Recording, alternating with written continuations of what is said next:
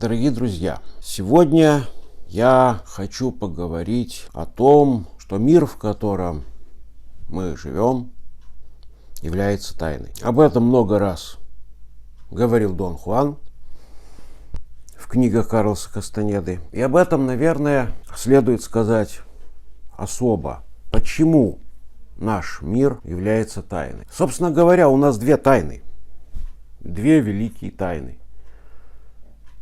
Это мир и человек. Мир является тайной, потому что реальность, как она есть, неописуема. Мы никогда в своей жизни не сталкиваемся с реальностью напрямую. Все, что мы ощущаем,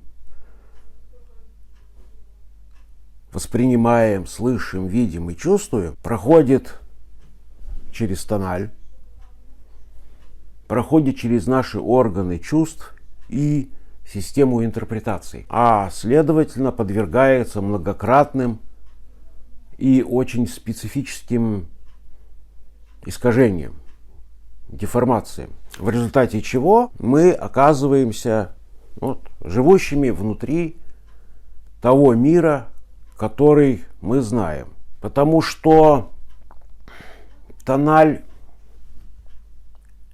как система смыслов, как система знаков и содержаний настроена на то, чтобы бесконечно подтверждать сама себя. Вот так устроена эта схема. На этом держится базовая позиция первого внимания. Благодаря этому мы воспринимаем мир все время одинаково. И вчера, и сегодня, и завтра. Согласно этой модели. Но эта модель, которую бесконечно подтверждает и воспроизводит тональ, она бесконечно далека от той реальности, которая находится снаружи. Мы никогда не входим в контакт с реальностью напрямую. Мы все время имеем дело вот с этим потоком сигналов, визуальных, аудиальных, кинестетических, обработанных тоналем определенным образом. Снаружи может быть все что угодно. И вот эта тайна, огромная, бесконечная тайна, окружающая нас, внутри нас себя проявляет как наше сознание. Иногда об этом стоит подумать. То, что осознает себя, так же таинственно, как и мир, лежащий за пределами описания мира. В этом заключается и тайна, и магия. Намерение, как сила магии, доступная нам, тесно связано с этим осознанием. То есть, когда мы останавливаем работу тоналя, когда мы погружаемся в глубокую тишину, в глубокое безмолвие. Каким образом? Об этом мы подробно говорим на курсах моих. Частично и здесь будем об этом говорить. Наступает такой момент, когда вы остаетесь наедине с собственным осознанием. Ничего, кроме осознания, внутри вас нет. Вот когда это случается, хорошо вспомнить, осознать и ощутить, что это осознание внутри вас. Это поток, это ручей, того самого темного океана, который окружает вас со всех сторон. То есть внутри нас тоже, что и снаружи. Это очень важно почувствовать. Тональ в нашем внутреннем мире, он выполняет роль в основном завесы. Он перекрывает поток ощущений, поступающий от реальности. То есть он, с одной стороны, перекрывает, он и цензурирует, и редактирует поток ощущений, идущий от реальности. Он совершает массу работы с этими ощущениями. Тональ пропускает только те пучки сигналов, которые утверждены описанием, которые подтверждают уже принятое описание. А надо сказать, что тональ, он все время стремится свое описание, которое он однажды принял, подтверждать снова и снова и снова. Это такая бесконечная машина самоподтверждения. И легко понять, почему так получилось. Потому что наш мир течет и меняется. А модель мира, которую принял тональ, она должна продемонстрировать свою эффективность. Что она работает во всех случаях, при всех изменениях. Вот поэтому наше внимание, если мы не занимаемся практикой, наше внимание постоянно находится в состоянии блуждания. Мы все время проверяем, не изменилось ли чего в мире. А если что-то изменилось, и это входит в рамки допустимого модели мира, мы это замечаем. А если это выходит за рамки допустимого, мы это игнорируем. Мы этого избегаем, мы это вытесняем. Этого для нас не существует. Когда мы останавливаем внутренний диалог, когда мы останавливаем все наши эмоции, чувства, то есть обычный наш реактивный аппарат тоналя расслаблен и остановлен, вот у этого потока ощущений появляется возможность пройти сквозь все заслоны тоналя. Наконец мы можем заметить те ощущения, которые тональ вытеснял своей активностью на протяжении всего этого времени. Это на самом деле, если вы займетесь практикой серьезной, то вы поймете, что открывающиеся в этом состоянии ощущения, они очень специфичны. Они ни на что не похожи. И их невозможно описать. Для них нет языка. Для них нет никаких слов. Я сколько пытался передать содержание этих ощущений и в книгах, и в лекциях, и в занятиях со студентами, бесполезно, ничего невозможно. Можно только сказать, что это ощущение более тонкое, их можно только напрямую пережить. Ведь что такое ощущение, которое мы испытываем? Что те, которые там идут через тональ, что те, которые вот возникают, когда мы тональ останавливаем. Это всегда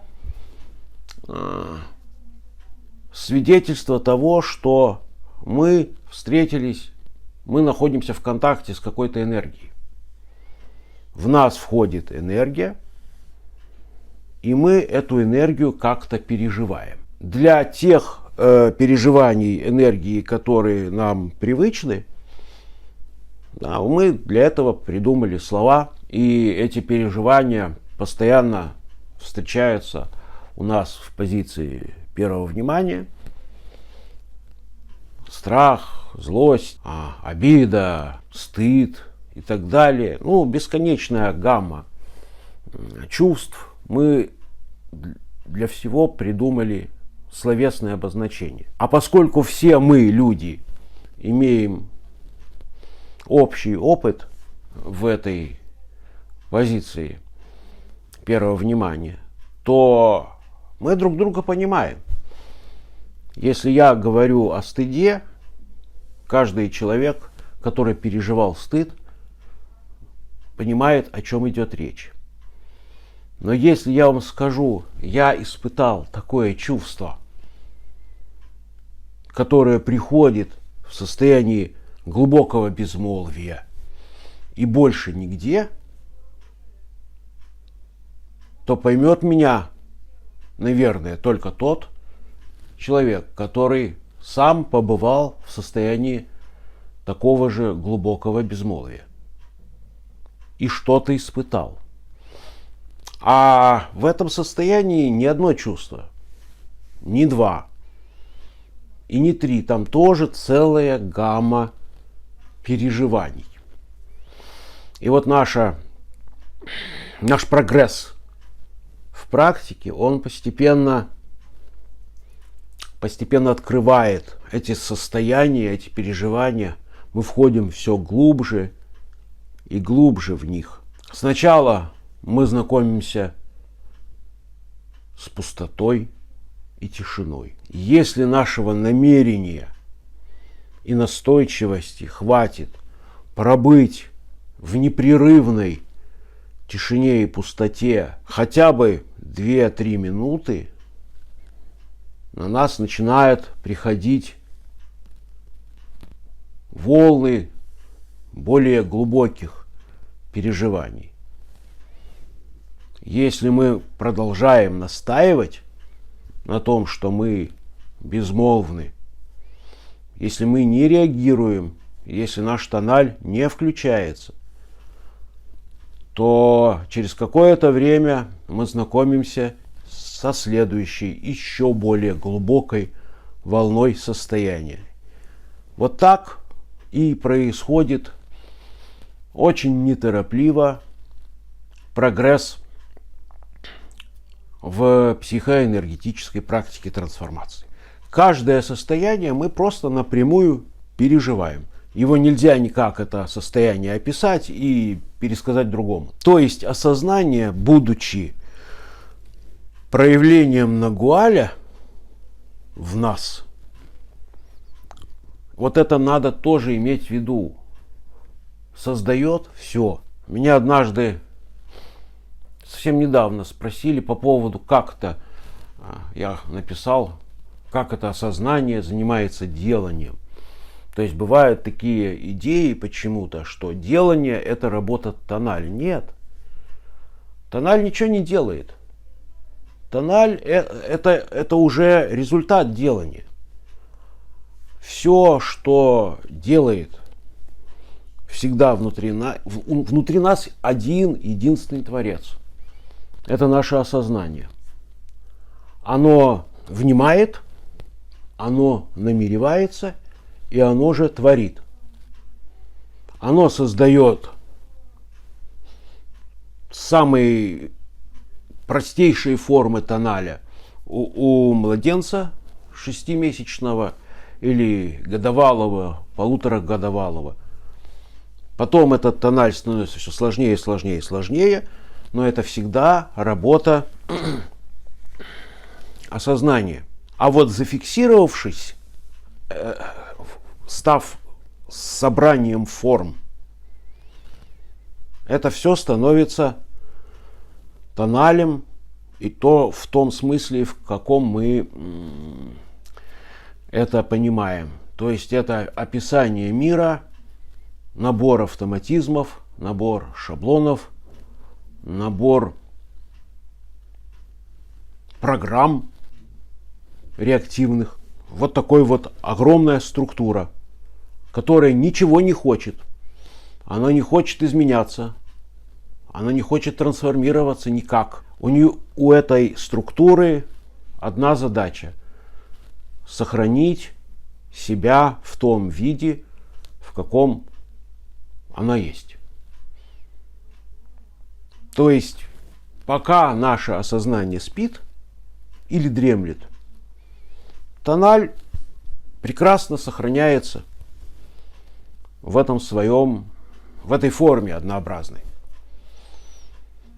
Когда осознание пробуждается, а оно из-за чего пробуждается? Оно пробуждается либо из-за того, что мы занялись практикой, либо из-за того, что мы попали в какую-то ситуацию, где без осознания никак не обойтись. То есть нас прижали к стене, и нам нужно себя осознать и принять какое-то решение. Вот в этих случаях пробуждается осознание. То есть осознание является автором описания мира. Больше ничего внутри нас нет. Но быстро забывает об этом. Потому что осознание... Почему оно быстро забывает об этом? Потому что осознание всегда живет здесь и сейчас. Оно живет только текущим мгновением. Оно не умеет хранить в себе впечатления трехлетней давности или даже месячной давности. Оно скользит по поверхности бытия. И ему этого достаточно. И мы должны научиться наполнять этим осознанием всего себя для того, чтобы обрести, то, что можно назвать счастьем. Об этом я отдельно скажу. А здесь я хочу уже в конце сказать вот что наша практика усиления осознания основана на переключении внимания на те сферы, которые тональ блокирует или их избегает. Вот мы должны научиться переносить внимание туда, а главное удерживать свое внимание там. Вот если это начинает получаться, а получаться это начинает в результате достижения остановки внутреннего диалога, неподвижности внимания, расслабленности тела, правильного дыхания, вот тогда мы начинаем продвигаться в нашей практике вперед. То есть практика усиления осознания имеет дело прежде всего с вниманием и ощущением.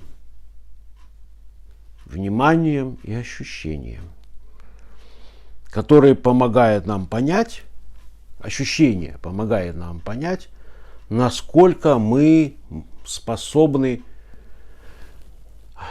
управлять своим вниманием, контролировать его. Это мы узнаем через ощущение. Вот такая вот тонкость.